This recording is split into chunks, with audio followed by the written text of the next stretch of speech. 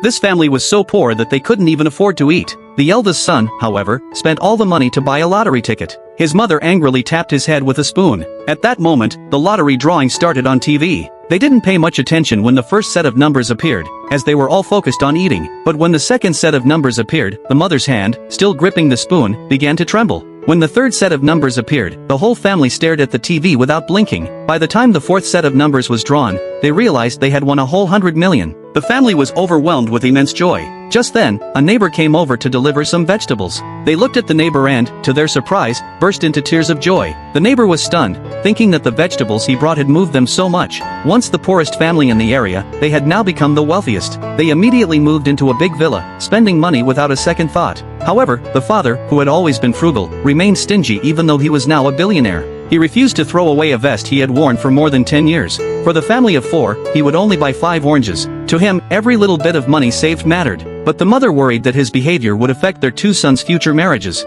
One morning, she handed him $1,000 and told him to buy a proper outfit, or else she would divorce him. To please his wife, the father reluctantly bought a coat. Since it was from a friend, he even got a $200 discount. As he took off the coat to show his wife the quality,